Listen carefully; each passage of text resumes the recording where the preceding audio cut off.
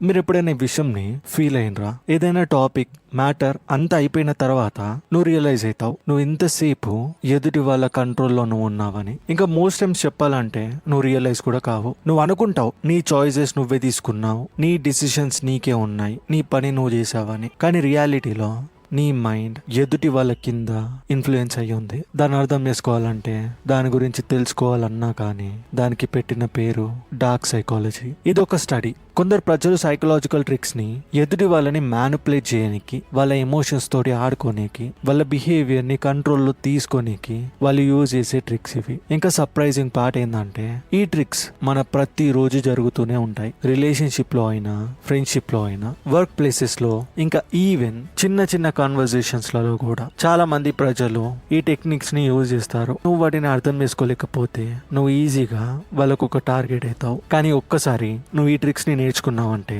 నువ్వు ప్రతి ఒక్కరి బిహేవియర్ ఏంది, వాళ్ళ మనస్తత్వం ఎలా ఉంటుందో ప్రతి ఒక్కటి కూడా నువ్వు గమనిస్తావు. ఈ వీడియోలో ఒక 5 పవర్ఫుల్ సైకలాజికల్ ట్రిక్స్ ఉంటాయి. ప్రజలు వాటిని సీక్రెట్ గా ప్రతిరోజు యూజ్ చేస్తారు, ఎందుకంటే వీటిని ఎవ్వరు కూడా ఓపెన్ గా యూజ్ చేయరు. నువ్వు వీటిని అర్థం చేసుకున్నావంటే మ్యానిపులేటర్ నుంచి నువ్వు ఎలా తప్పించుకోవాలి, నువ్వు కూడా ఛాన్స్ వచ్చినప్పుడు వాళ్ళని కంట్రోల్ చేయడం అయినా ఏ విషయం ఉన్నా కానీ ఈ ట్రిక్స్ లో మీకు అర్థమవుతుంది. అందులో మొదటిగా foot in the door technique. ఒక కామన్ డార్క్ సైకాలజీ ట్రిక్ ప్రతి దగ్గర యూజ్ అవుతుంది. ఫస్ట్ గా దీని గురించి మాట్లాడదాం. ఇప్పుడు ఫర్ సపోజ్ నువ్వు కారో బైకో కొనుక్కోనికి షోరూమ్ కి వెళ్తావు. షోరూమ్ లో అడుగు పెడతావు, సేల్స్ మ్యాన్ వచ్చి నేను రిసీవ్ చేసుకుంటాడు, కూర్చోబెడతాడు. ఈవెన్ మీరు కార్ షోరూమ్ లకు వెళ్తే మీరు అబ్జర్వ్ చేయొచ్చు, అక్కడ కాఫీ మిషన్స్, టీ మిషన్స్ ఉంటాయి. ఈవెన్ వాటర్ బాటిల్స్ కూడా వాళ్ళు సప్లై చేస్తారు. కానీ నీ నుంచి వాళ్ళు ఏం అమౌంట్ కూడా అడగరు. ఇది ఎందుకని మీకు ఎప్పుడైనా అర్థమైందా?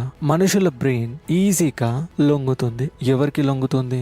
ఎవరి దగ్గర నుంచి అయినా నువ్వు ఏదైనా వస్తువు తీసుకున్నప్పుడు నువ్వు వాళ్ళ మీద ఎక్కువ అటెన్షన్ చూపిస్తావు. అది నీకు తెలియకుండానే అవుతుంది. మన బ్రెయిన్ కి ఆటోమేటిక్ గా అనిపిస్తుంది ఈ పర్సన్ మనకి ఏదో ఒకటి ఇచ్చారు, ఇన్ రిటర్న్ వాళ్ళకి మనం కూడా ఏదైనా హెల్ప్ చేయాలని. సబ్ కాన్షియస్ మైండ్ లో ఏదో తిరుగుతూ ఉంటుంది, వీళ్ళు మనకి ఇది ఆఫర్ చేశారని. దాని అర్థం ఏంటంటే వాళ్ళు నీకు ₹1 ఇస్తారు, 100 రూపాయలని ఎక్స్పెక్ట్ చేస్తారు. దీన్ని స్మాల్ ఎస్ ట్రాప్ అని కూడా అంటారు. ఫస్ట్ ఒక పర్సన్ నీ దగ్గరకు వస్తాడు, ఒక చిన్న ఫేవర్ కోసం అడుగుతాడు. నువ్వు అది చేసావంటే వాళ్ళు ఇక నిన్ను ఒక పెద్ద ఫేవర్ అడుగుతారు. అంటే నువ్వు ఒక్కసారి ఎస్ అని చెప్పావంటే, యాక్సెప్ట్ చేసావంటే నువ్వు నెక్స్ట్ టైం కూడా ఎస్ అని చెప్తూ ఉంటావు. మన బ్రెయిన్ ఆటోమేటిక్ గా వాళ్ళకి ట్రిగర్ అవుతుంది, వాళ్ళకి అట్రాక్ట్ అయ్యేలాగా. ఇది ఎందుకు జరుగుతుంది? ఎప్పుడైతే మనం ఎస్ అని చెప్తామో మన బ్రెయిన్ కి కన్సిస్టెంట్ గా ఉండాలి అనిపిస్తుంది మన ప్రీవియస్ డిసిషన్ మీదనే. ఇప్పుడు మనం ఒకటేసారి సడన్ గా నో అని చెప్పాం, ముందుగా ఎస్ అని చెప్పి తర్వాత నో అని చెప్పాం. దానివల్ల అన్కంఫర్టబుల్ గా ఫీల్ అవుతారు. మ్యానిపులేటర్స్ ఈ సైకలాజికల్ ప్యాటర్న్స్ ని చాలా బాగా అర్థం చేసుకుంటారు. ఈ టెక్నిక్ ప్రతి ప్లేస్ లో ఉంటుంది, మీరు అబ్జర్వ్ చేయట్లేదు అంతే. సేల్స్ లో అయినా, వర్క్ ప్లేసెస్ లో అయినా, రిలేషన్షిప్స్ లో కూడా ఉంటుంది. ఏదైతే చిన్న ఫేవర్ లాగా స్టార్ట్ అవుతుందో అది ఒక పెద్ద ఆబ్లిగేషన్ తోటి ఎండ్ అవుతుంది. అందుకని నెక్స్ట్ టైం నిన్ను ఎవరైనా ఫేవర్ కోసం అడిగినా కానీ, ఏదైనా ఆఫర్ చేస్తున్నా కానీ ముందుగా నువ్వు ఆలోచించాలి. ఒక మూమెంట్ వరకు నువ్వు ఆగి నెక్స్ట్ వచ్చే కాన్సిక్వెన్సెస్ ఏంటివి, నిన్ను నువ్వు ఎలా ప్రిపేర్ చేసుకోవాలి, ప్రతి దాని గురించి ఆలోచించాలి. దాని తర్వాతనే నువ్వు ఆఫర్ ని యాక్సెప్ట్ చేయాలి. ఎందుకంటే చిన్న చిన్న విషయాలే నువ్వు ఊహించినంత పెద్దగా మారుతాయి. దాని తర్వాత నీ చేతుల్లో ఏముండదు, నువ్వు కంప్లీట్ గా ఎదుటి వాళ్ళ కంట్రోల్లోనే ఉంటావు. రెండవ ట్రిక్ గ్యాస్ లైటింగ్. దీన్ని one of the most dangerous forms అని కన్సిడర్ చేశారు మ్యానిపులేషన్ లో. గ్యాస్ లైటింగ్ అయ్యేది ఎవరైనా ఎదుటి వాళ్ళు నీ ఓన్ మెమొరీనే నిన్ను నువ్వు డౌట్ చేసుకునేలాగా చేస్తుంది. నీ ఆలోచనలైనా, నీ రియాలిటీని అర్థం చేసుకోవడం అయినా. స్టార్టింగ్ లో ఇది నార్మల్ డిసగ్రిమెంట్ లాగానే అనిపిస్తుంది, కానీ టైం పాస్ అయ్యే కొద్దీ అదొక సైకలాజికల్ గేమ్ లాగా మారుతుంది. ఎగ్జాంపుల్ కి ఇమాజిన్ చేసుకోండి, నువ్వు క్లియర్ గా జరిగిన విషయం గురించి ఆలోచిస్తున్నావు. ఏదైనా విషయం కావచ్చు, మేబీ ఎవరైనా వచ్చి ఒక రూడ్ విషయంని నీకు చెప్పారు. నువ్వు వాళ్ళకి అర్థమయ్యేలాగా చెప్పినా కానీ వాళ్ళు దాన్ని పట్టించుకోరు. వాళ్ళు ఇలా చెప్పొచ్చు నీకు, నేను అసలు ఆ విషయమే మాట్లాడలేదు, నువ్వు ఇమాజిన్ చేసుకుంటున్నావు అన్ని, నీ జ్ఞాపక శక్తి నీకుంటలేదు, ఇలాంటి మాటలు మాట్లాడతారు. స్టార్టింగ్ లో నువ్వు ఇది జస్ట్ మిస్అండర్స్టాండింగ్ అనుకుంటావు, కానీ ఆ పర్సన్ రిపీట్ చేస్తూనే ఉన్నాడంటే మళ్ళీ ఇక అక్కడ ఒక స్ట్రేంజ్ విషయం స్టార్ట్ అవుతుంది. నిన్ను నువ్వు క్వశ్చన్ చేయడం స్టార్ట్ చేస్తావు. ఇక నువ్వు కూర్చొని ఆలోచిస్తూ ఉంటావు, మేబీ నేను అర్థం చేసుకోలేను కావచ్చు, నాకే జ్ఞాపక శక్తి లేదు కావచ్చు, ఇలాంటివే.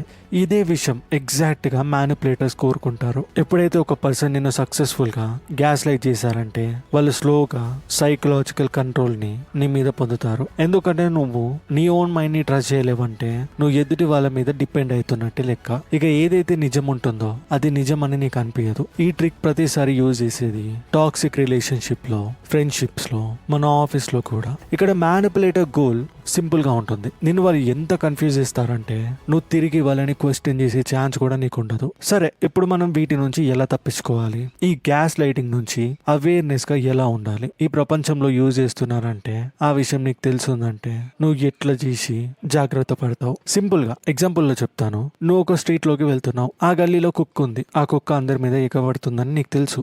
అప్పుడు నువ్వు జాగ్రత్త పడతావా లేదా? నో మ్యాటర్ ఏం జరిగినా కానీ నువ్వు ఆ గల్లీలోకి ఎంటర్ కాగానే నీ కాన్షియస్ మైండ్, నీ సబ్ కాన్షియస్ మైండ్ ప్రతిదీ యాక్టివేట్ అవుతుంది. ఎటు నుంచి థ్రెట్ వచ్చినా కానీ నువ్వు వాటి నుంచి తప్పించుకోనికే చూస్తావు. ఇక్కడ కూడా సేమ్ థింగ్. నీకు ఈ గ్యాస్ లైటింగ్ విషయం ఉంది అని తెలిసినప్పుడు, ఎదుటి వాళ్ళు నిన్ను కన్విన్స్ చేయడానికి చూసినప్పుడు నీ అవేర్నెస్ ని నువ్వు చూపించి అక్కడ నుంచి తప్పించుకోనికే ఆలోచిస్తావు. మూడవ trick, the silent treatment. Starting లో నువ్వు ఒక పర్సన్ ని అబ్జర్వ్ చేస్తావు. గొడవని వాళ్ళు అవాయిడ్ చేస్తున్నట్టయినా లేదా అప్సెట్ అయ్యి వాళ్ళు కూర్చున్నట్టయినా, కానీ ఈ విషయం చాలా కేసెస్ లలో ఒక పవర్ఫుల్ మ్యానిపులేషన్ ట్రిక్ లాగా కన్సిడర్ చేశారు. ఎందుకంటే ప్రాబ్లం ఏంటిది అని సాల్వ్ చేయడమైనా లేదా కమ్యూనికేట్ చేయడమైనా ఇవన్నీ పక్కన పెట్టి ఒక మ్యానిపులేటర్ నీతోని మాట్లాడటం ఆపేస్తారు. నీ మెసేజెస్ ని ఇగ్నోర్ చేస్తారు, ఐ కాంటాక్ట్ ని అవాయిడ్ చేస్తారు. ఇంకా వాళ్ళు ఎలా బిహేవ్ చేస్తారంటే నువ్వు అసలు బ్రతికున్నట్టే లేవని. అక్కడ ఎక్స్ప్లెనేషన్ ఉండదు, డిస్కషన్ ఉండదు, కేవలం సైలెన్స్ మాత్రమే. ఎందుకు ఇది పవర్ఫుల్? ఎందుకంటే మనుషులు న్యాచురల్ గా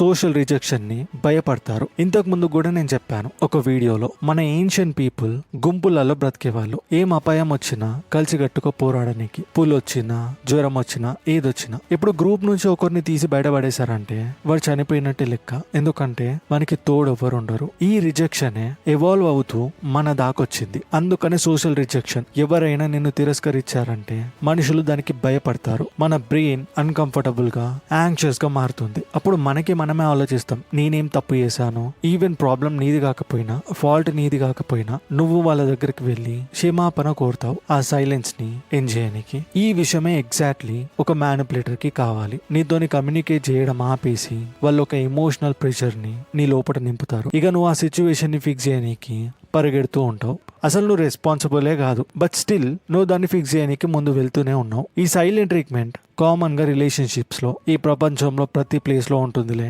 కాకపోతే నువ్వు ఎవరినైతే ఇష్టపడతావో, నువ్వు ఎవరితో అయితే కమ్యూనికేట్ అవుతుంటావో వాళ్ళు మాత్రమే నీ మీద ఇది యూజ్ చేస్తారు. ఎందుకంటే రోడ్డు మీద పోయేటోడు నీ మీద యూజ్ చేసినా కానీ నీకు పెద్దగా ఫరక్ పడదు. అందుకనే నీ చుట్టుపక్కల ఉన్న వాళ్ళే నీ మీద యూజ్ చేస్తారు. ఇక్కడ ఇంపార్టెంట్ విషయం నువ్వు గుర్తుపెట్టుకోవాల్సింది, హెల్తీ కమ్యూనికేషన్ ఉంటేనే ప్రాబ్లమ్స్ సాల్వ్ అవుతాయి. కానీ ఒక మ్యానిపులేషన్ కన్ఫ్యూజన్ ని క్రియేట్ చేస్తుంది. ఎవరైతే రిపీటెడ్ గా సైలెన్స్ ని యూజ్ చేస్తున్నారంటే వాళ్ళు ఓపెన్ గా మాట్లాడొచ్చు, కానీ అయినా మాట్లాడకుండా సైలెంట్ లోనే ఉంటే అదేమి కేవలం సింపుల్ మిస్అండర్స్టాండింగ్ కాదు, అదొక సైకలాజికల్ కంట్రోల్.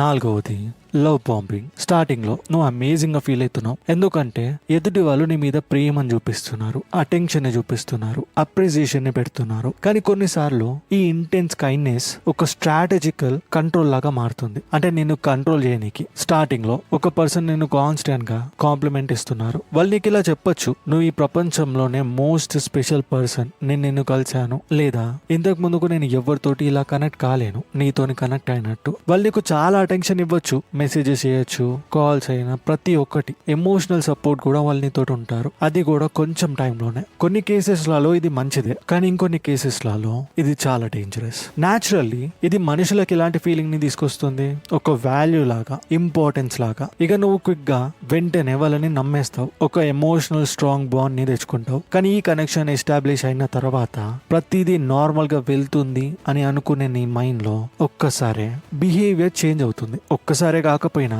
స్లోగా అయినా చేంజ్ అవుతుంది. అదే సేమ్ పర్సన్ ఎవరైతే నీకు కాన్స్టెంట్ అటెన్షన్ ఇచ్చారు వాళ్ళు స్లోగా వాళ్ళ డిసిషన్స్ ని నిన్ను గిల్ట్ లో పెట్టడం, నీ మీద ఒక డిమాండ్ ని పెట్టడం, ఇలాంటివి స్టార్ట్ చేస్తారు. ఎందుకంటే స్టార్టింగ్ లో ఒక ఎమోషనల్ అటాచ్మెంట్ ఉంది కదా, అది చాలా స్ట్రాంగ్ గా క్రియేట్ అయింది. దానివల్ల నువ్వు వెనకడిగేయడానికి కూడా నీకు చాలా ఇబ్బంది అవుతుంది. అందుకని దీన్ని లవ్ బాంబింగ్ అంటారు. స్టార్టింగ్ లో నీ మీద చాలా ఎఫెక్షన్ చూపిస్తారు కదా, అది జెన్యూన్ గా ఉండదు. అది కొన్నిసార్లు సైకలాజికల్ ట్రిక్ లాగా మారుతుంది నీ మీద ఇన్ఫ్లుయెన్స్ పొందడానికి. ఇక్కడ కూడా వెరీ ఇంపార్టెంట్ లెసన్ ఉంటుంది. అది సింపుల్ గానే ఉంటుంది. రియల్ రిలేషన్షిప్ గ్రాడ్యువల్ గా పెరుగుతుంది, సడన్ గా పెరగదు. మేబీ పెరిగినా కానీ కొన్నిసార్లు మంచిదే, కానీ కొందరు వ్యక్తులతోటి అది అస్సలు మంచిది కాదు.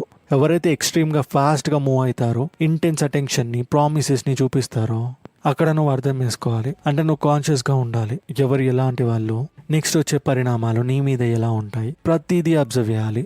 5వది ద గిల్ట్ ట్రిప్. ఈ టెక్నిక్ ఎలా పనిచేస్తుందంటే, ఎదుటి వాళ్ళని గిల్ట్ గా ఫీల్ చేపియడం వల్ల, దాని అర్థం వాళ్ళు అగ్రి అయితే లేరు, వాళ్ళు యాక్సెప్ట్ చేయట్లేదు, అందుకని వాళ్ళని గిల్టీలో పెట్టి వీళ్ళకి కావాల్సింది వీళ్ళు తీసుకుంటారు. మ్యానిపులేటర్స్ అర్థం చేసుకుంటారు చాలా మట్టుకు ప్రజలు న్యాచురల్ గా, కైండ్ గా, హెల్ప్ఫుల్ గా, కేరింగ్ గా ఉంటారని. ఇక దాన్ని వాళ్ళు అడ్వాంటేజ్ గా తీసుకుంటారు. లాజికల్ ఆర్గ్యుమెంట్స్ కన్నా ఎమోషనల్ ప్రెషర్ ని పెట్టి ఎదుటి వాళ్ళని ఆడుకుంటారు. ఎగ్జాంపుల్ కి ఎవరైనా వచ్చి నీ దగ్గర చెప్పొచ్చు, నేను ఇంతవరకు నేను ఇవన్నీ నీకు చేశాను, నువ్వు నా కోసం ఈ చిన్న విషయం కూడా చేయవా అని, లేదా నువ్వు ఒక్కడివే నాకు హెల్ప్ చేయగలుగుతావు, మిగతా ఎవ్వరు కూడా నాకు లేరు. ఇలాంటి స్టేట్మెంట్స్ నిన్ను రెస్పాన్సిబుల్ సిచ్యువేషన్ లో పెడతాయి. ఈవెన్ నువ్వు ఒరిజినల్లీ నో అని చెప్దాం అనుకున్నా గానీ ఆ గిల్ట్ ఫీలింగ్ నిన్ను పుష్ చేస్తుంది నీ డిసిషన్ ని చేంజ్ చేసుకోనికి. ఇక నీకు నువ్వు ఆలోచిస్తావు, ఒకవేళ నేను దీనికి నో చెప్పానంటే నన్ను కేరింగ్ చేయట్లేదు అనుకుంటారు. అవన్నీ నువ్వు ఇమాజిన్ చేసుకొని ఇక వాళ్ళకి నువ్వు యాక్సెప్ట్ చేస్తావు. ఇలానే గిల్ట్ ట్రిప్ అనేది పనిచేస్తుంది. మ్యానిపులేటర్ వాళ్ళ ఫోకస్ ని షిఫ్ట్ చేస్తారు ఆ రిక్వెస్ట్ నుంచి. ఇక వాళ్ళు ఒక ఎమోషనల్ ప్రెషర్ ని పెడతారు నీ ముందు. మనుషులు ఎమోషన్స్ కి ఈజీగా లొంగుతారు. అందుకనే ఈ టెక్నిక్ కామన్ గా ఫ్రెండ్షిప్స్ లో, రిలేషన్షిప్స్ లో, ఫ్యామిలీ సిచ్యువేషన్స్ లో మనకు తెలిసిన వాళ్ళే మన మీద చాలా యూజ్ చేస్తారు. ప్రజలు గిల్ట్ ని యూజ్ చేసి ఎదుటి వాళ్ళని డైరెక్ట్ గా ఫోర్స్ చేయకుండా ఒప్పించుకుంటారు. ఇక్కడ ఇంపార్టెంట్ విషయం మనం తెలుసుకోవాల్సింది, కైండ్నెస్ చాయిస్ నుంచి రావాలి, ప్రెషర్ నుంచి కాదు. ఎవరైతే కాన్స్టెంట్ గా ఊకే ఈ గిల్ట్ ని యూజ్ చేస్తున్నారంటే నీ డిసిషన్స్ ని ఇన్ఫ్లుయెన్స్ చేయడానికి, కొన్నిసార్లు దీన్ని జెన్యూన్ ఎమోషన్ అని చెప్పలేము, ఇది సైకలాజికల్ ట్రిక్ అని కూడా